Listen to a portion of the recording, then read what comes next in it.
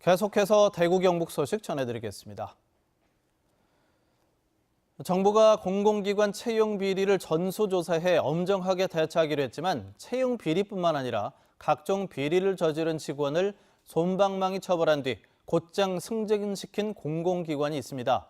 김천에 있는 한국건설관리공사 이야기입니다. 양관희 기자가 보도합니다.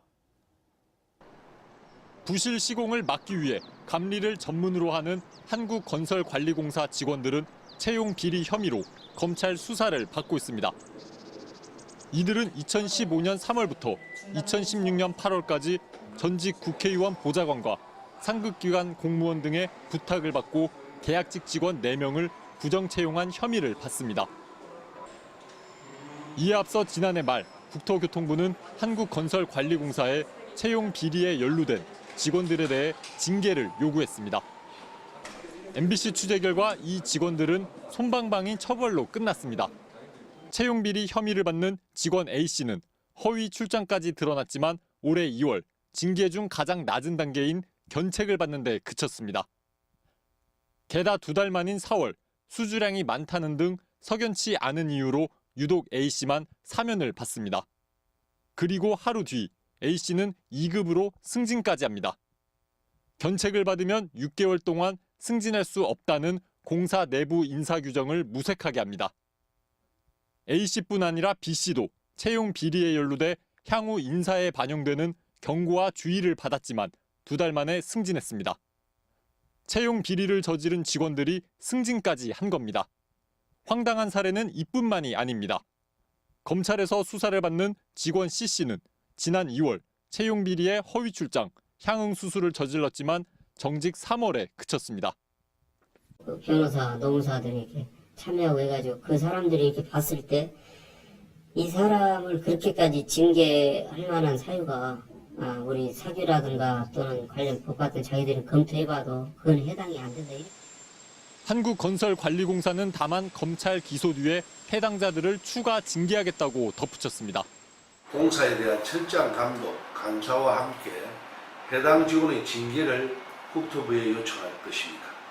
자정 노력, 내부 단속 강화 등을 통해 투명하고 건전한 경영이 선결되어야 할 것입니다. 있어서도 안 될 채용 비리에 더해 수습 과정에서도 솜방망이 처벌에 그쳐 공공기관이 스스로 신뢰를 저버렸다는 비판이 나옵니다. MBC 뉴스 양관입니다. 대한민국 산업근대화의 상징이었던 쌍용양회 문경공장이 가동 61년 만에 문을 닫습니다. 문경공장의 역사적 의미가 커서 활용 방안이 모색돼야 한다는 지적이 높았는데 문경시가 국가산업유산으로 지정하기 위해 본격적으로 나섰습니다. 조동진 기자입니다. 웅크라, 즉 국제연합 한국재건단의 산업유산을 국가산업유산으로 지정하기 위한 전문가 좌담회가 열렸습니다. 이번 좌담회는 쌍용양의 문경공장의 보존과 지속 활용을 위한 논의에 집중됐습니다. 1957년 웅크라의 지원 아래 덴마크 회사가 21만 제곱미터에 건립한 쌍용양의 문경공장은 국내 최초의 내륙형 시멘트 공장이었습니다. 국내 시멘트 공급으로 한국 경제 발전의 초석 역할을 하면서 60년대에는 초등학교 교과서에 실리기도 했습니다.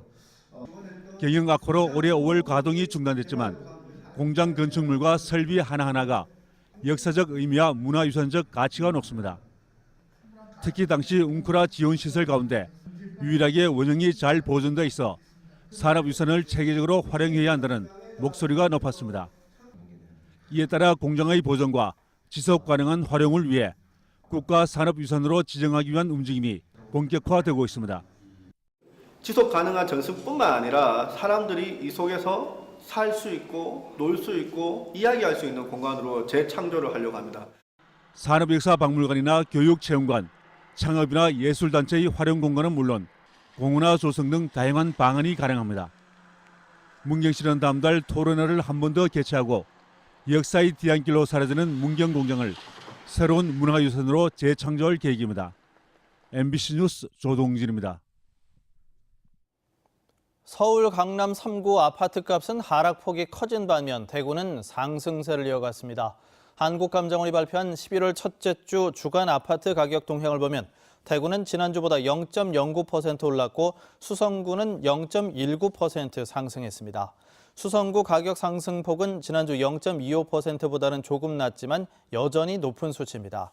반면 서울은 보합세를 기록한 가운데 송파구는 지난주보다 0.1% 하락하는 등 강남 3구는 하락폭이 커졌습니다.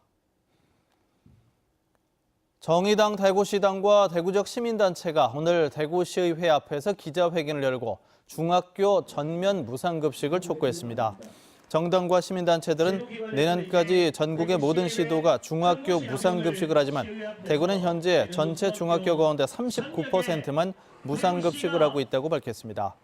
이들은 똑같은 교육세를 내고도 대구 지역 학부모와 학생만 푸대접을 받고 있다면서 대구시의회에 중학교 무상급식 도입을 촉구했습니다. 노숙자들의 명의를 이용해서 수십억 원의 금융권 대출을 받아 가로챈 일당이 경찰에 붙잡혔습니다.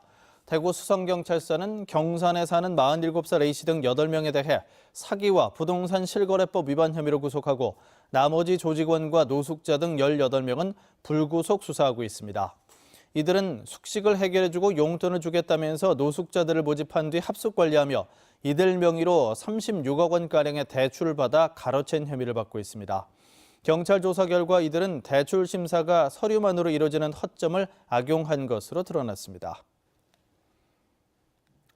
MBC 뉴스를 마칩니다. 고맙습니다.